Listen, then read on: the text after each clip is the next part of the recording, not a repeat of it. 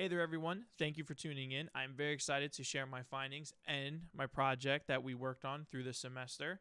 So, without further ado, let's go ahead and get started. So, my project is titled Thank the Space Race, How the Ripples of Space Travel Innovation Gave You Not Only Your Phone, but Your Shoes. Kind of a loaded statement, but don't worry, we're going to go ahead and get into some more details. So, for those of you who don't know, a ripple happens when, let's say, you're standing at a lake and you cast a stone into it. When you cast a stone into this, it causes the entire lake to start disrupting, and it gives you those cool circles that look around.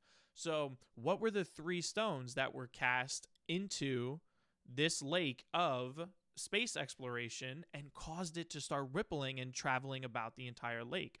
Well, the first thing that we have is the Soviet Union successfully putting a satellite into space in 1957 that they called Sputnik 1. This had never been done before. They were the first to do it. And being that the Cold War was still very much in its early stages, the propaganda that came from this actually promoted that the Soviets were superior to the United States. Now, while I don't speak Russian, I was only able to go off the translations. The propaganda that you see with the Soviet Union hailing over what seems to be Earth is the people of Earth are cheering the successful astronauts, meaning that the world, the entire Soviet Union included, is cheering on the success of this mission. Now, in response to this, the United States created what we know as NASA, or the National Aeronautics and Space Administration, in 1958, and thus started the space race. But we have to ask to ourselves, what is this space race? What is it? Is it a race? Is it a test against time? What is it? So the space race is an era of scientific expansion, specifically in space exploration and navigation, that started from 1957 and ended in 1969. Now, the reason it ended in 1969 is because the main goal of this race was to put a man on the moon. Now, every race has a starting line and a finish line. The starting line for this race was the Earth. It was the very ground that the United States and the Soviet Union stood on, meaning that the finish line was the moon. That's where they would end. And as we all know, the United States successfully put astronaut Neil Armstrong on the moon in 1969. They met their objective. So we know that this race is between the United States and the Soviet Union, but it's actually much more than that.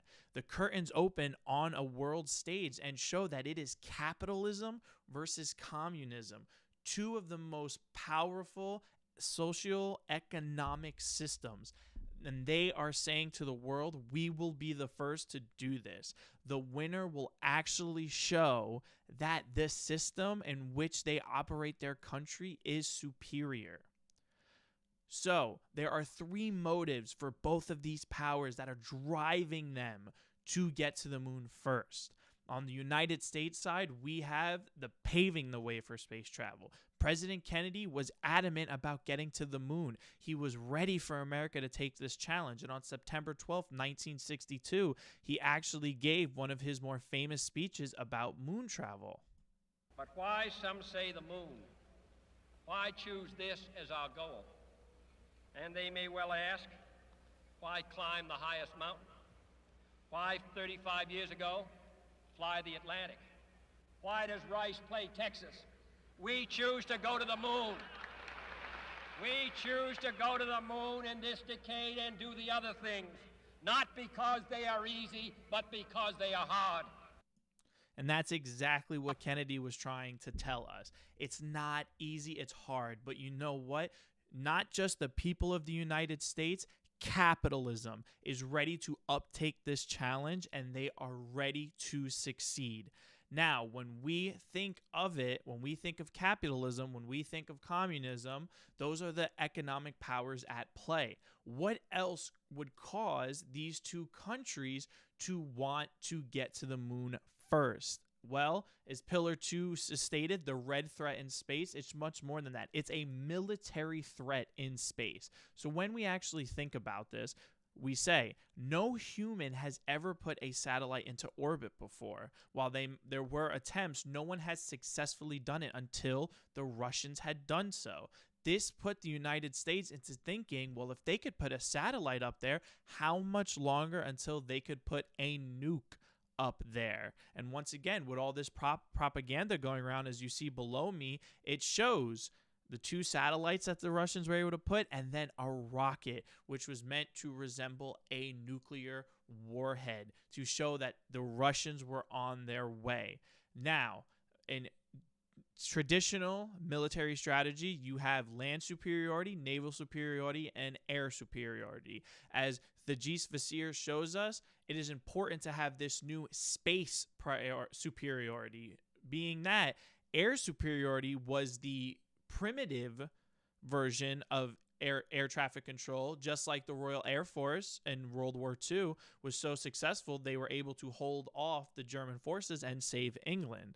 So what Vizier is telling us is that this new version of superiority, space superiority, is actually going to be a way to deny an opponent access to space. You would control space.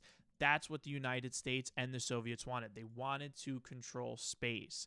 And aside from controlling space, they wanted praise from the entire world, national prestige. The winner of this race, their economic system, would be revered and studied for ages. They would be the kings of space in the world's eyes.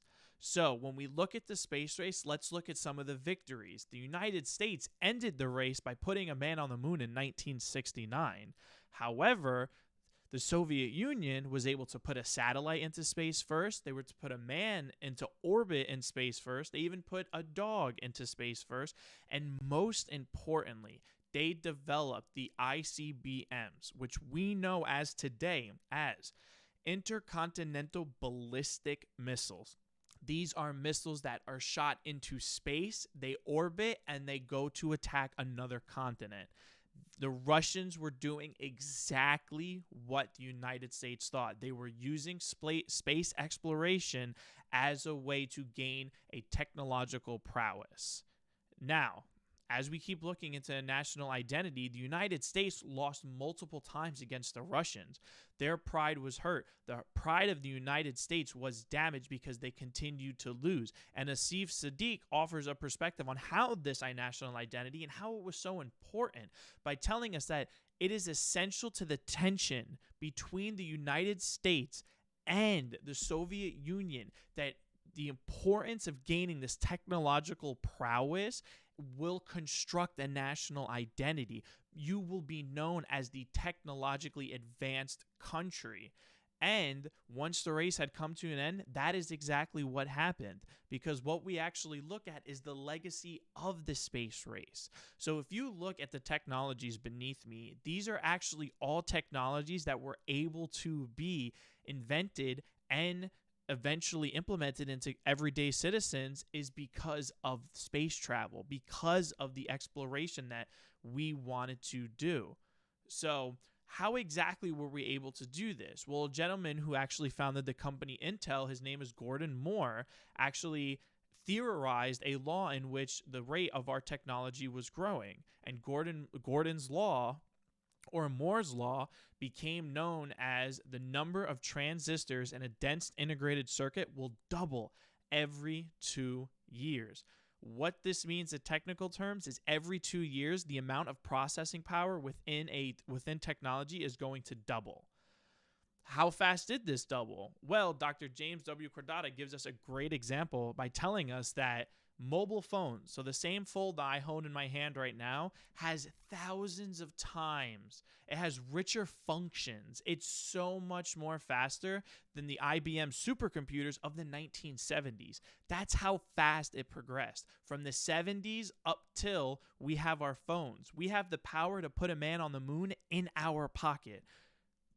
So then we have to say to ourselves, well, how do we really know that these technology came for it? Well, NASA actually acknowledged the space race and its technology's influence in our modern day technology. So as you saw in the picture before, you saw a picture of shoes. Nike Air Trainers wouldn't exist if it weren't for the suit construction technology developed by NASA. A NASA engineer pitched the idea for Nike trainers. So if we never needed those shoes to be on the moon, we would not have the technology in our shoes.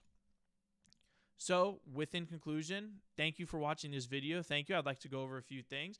When the space race began in 1957 is when the Russians successfully put a satellite into orbit known as the Sputnik. The United States responds by creating NASA. And within those next few years, there are reasons why we need to get to the moon first. It was exploration, a threat in space, and gaining that national prestige. Capitalism versus communism. Which one is better? Because of the ripples that race and innovation created, we have the technologies that we have today. Gordon Moore develops his law that theorizes how fast these technologies are going to grow. And by 2016, NASA releases the infograph showing that the space race was an actual reason that most technology existed. And with that, I want to thank you for watching my presentation, and thank you for working with me this semester, and I really hope you enjoyed the content.